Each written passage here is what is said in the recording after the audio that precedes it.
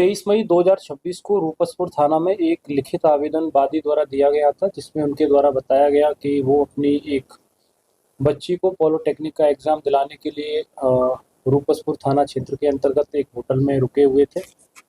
और चूँकि वो दूसरे ज़िले से आए हुए थे, तो स्वाभाविक है कि उनको यहाँ पर रात्रि विश्राम करना था। और इसके लिए उन्होंने होटल हिडन विला में, जो रूपसपुर थाना क्षेत्र के अंतर्गत आती है, एक कमरा किराए पे लिया था। अपनी पुत्री के साथ उसमें रुके थे, लेकिन उसमें मध्यरात्रि में एक घटना घटित हुई। उसमें एक व्यक्ति जो नशे की हालत में भी था, वादी के कमरे में घुसा और उनकी पुत्री के साथ उसने छेड़छाड़ करने की घटना को अंजाम दिया था। और वादी के द्वारा इसमें 112 पर फ़ोन करके पुलिस को सूचित किया गया था। तुरंत पुलिस मौके वारदात पर पहुंची और इसमें एक एफआईआर रूपसपुर थाना में 378/26 बिहार मद्य निषेध एवं उत्पाद अधिनियम की धारा 37, पोक्सो अधिनियम की धारा 8-12 और बीएनएस की धारा 74, 329, 351 और 3 सब क्लोज 5 के तहत दर्ज की गई थी। और इसमें जो छेड़खानी करने वाला व्यक्ति है सत्येंद्र कुमार, उम्र 31 वर्ष, सन ऑफ राजेंद्र दास, जो शाहपुर थाना जिला पटना का रहने वाला है, इसमें गिरफ्तारी की गई है। और इसमें अन्य जो 1-2 और अभियुक्त हैं, जिसमें वादी के द्वारा कहा गया है कि वो लोग भी इसमें सम्मिलित थे, उनको भी गिरफ्तार किया जाएगा। वो अभी फरार चल रहे हैं। उनकी गिरफ्तारी के लिए एक अलग से टीम बनाई गई है।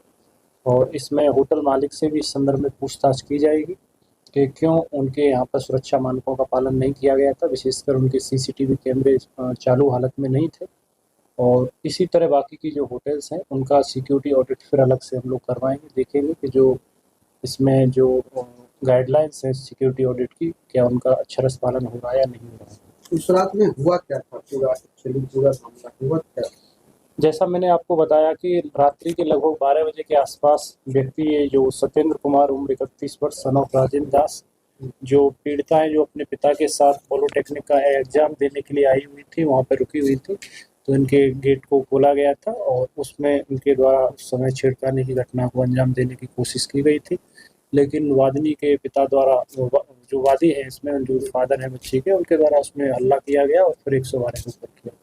सर, शराब पार्टी की भी बात आई है होटल में सर? शराब पार्टी की बात नहीं है। शराब पिए हुए था ये व्यक्ति। अब ये कहाँ से पी के आया था, ये जांच का विषय है। या तो नहीं, रूम में अकेला ही था उस टाइम पर है। लेकिन इसके सहयोग में अभी कुछ कैमरे हम लोग देख रहे हैं, क्योंकि कैमरा तो होटल में था नहीं, बट उसमें जो फुटेज बनाई गई है उसमें लग रहा है कि 2 या से 3 व्यक्ति अन्य भी है। लेकिन मुख्य जो अभियुक्त है इसका, वो पुलिस के द्वारा अरेस्ट कर लिया गया है, सत्येंद्र कुमार। सत्येंद्र कैसे पहुंचा सर होटल के फर्स्ट फ्लोर तक? क्या वो कमरे उस होटल में रुका था या फिर कैसे वो उस होटल के कमरे तक पहुंचा? नहीं, ये होटल में वहीं पर काम करता था। ये होटल में, ये तो होटल मालिक बताएंगे इस विषय में, या होटल के जो भी मैनेजर हैं उनसे और भी इसमें विस्तृत पूछताछ की जाएगी, किस परिस्थिति में व्यक्ति इनके यहाँ पे आया था। और अन्य जो व्यक्ति भी हैं भागे हैं, जो फरार चल रहे हैं, उनसे क्या इनका रिलेशन है, ये सारी चीज़ें बताएंगे। ना लड़कियां कोई बराबर, कई अवैध ऐसे होटल चल रहे हैं जिसका कोई मानक नहीं है और लगातार ऐसी घटना घट रही है, तो उसको लेकर के रोकथाम करने के लिए क्या कार्रवाई करेगी पटना पुलिस? नहीं, कई तो नहीं चल रहे, कुछ होटल्स हैं जिनकी शिकायत आती है। लगातार ऐसी कोई घटना नहीं हुई है। चूँकि ये मामला आया है हम लोगों के संज्ञान में, तो तुरंत इसमें कार्रवाई भी पुलिस के द्वारा की गई है। लेकिन आपका प्रश्न सही है कि ऐसी होटल जिनमें सुरक्षा मानकों को ध्यान में नहीं रखा जा रहा, उनको हम अलग से नोटिस भी देंगे। विशेषकर जैसे कि सीसीटीवी कैमरे हैं, फायर का उनका ऑडिट है, या कोई भगदौड़ हो जाए तो उसमें उनका एग्जिट और एंट्री जो अलग अलग गेट होने चाहिए, इस तरह से जो मानक होते हैं कि वो क्या उनके द्वारा पूरे किए गए हैं या नहीं किए गए। एनओसी उन्होंने प्रॉपर लिए है कि नहीं लिए विभिन्न विभागों से, जैसे कि अग्निशमन विभाग होता है, विद्युत विभाग होता है, तो उनकी एनओसी किसी बिल्डिंग के कंस्ट्रक्शन होने के पश्चात वो जारी की जाती है। सर, होटल को सील किया या नहीं? होटल को सील किया गया है। इसमें मजिस्ट्रेट की उसमें किया जाएगा, मजिस्ट्रेट की उपस्थिति में इसमें, क्योंकि एक ये भी संभावना है कि ऐसा तो नहीं कहीं कोई और भी माइनर गर्ल इसमें बुलाई जाती है। सारे बिंदुओं पर हम लोग इसमें चेक करेंगे। होटल मालिक की क्या इसमें सवाल? अभी तक तो इसमें संलिप्तता होटल मालिक की नहीं सामने आई है। होटल मालिक घटना स्थल पर उस दिन था भी नहीं, लेकिन हम लोग इसमें पूछताछ करेंगे कि क्यों आपके द्वारा कैमरा उसमें संचालित अवस्था में नहीं थे, प्रॉपर रजिस्टर मेंटेन क्यों नहीं किया जा रहा है, उसमें कुछ एंट्रीज हैं, कुछ नहीं है।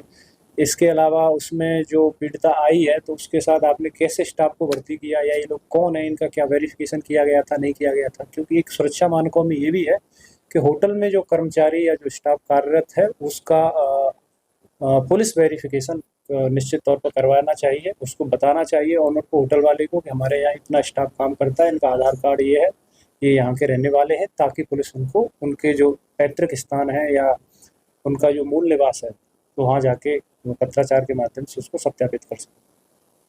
होटल संचालक की जो जानकारी मिली है कि वो क्या पुलिस अधिकारी या एसएसबी का कोई अधिकारी बताया जा रहा, पिता को धमकी दिया जा रहा है कि कोई अधिकारी बन करके। नहीं, अभी तो संज्ञान में नहीं आया है, लेकिन अगर दिया जा रहा है तो वो अपना आवेदन दें, उसमें भी कड़ी कार्रवाई की जाएगी।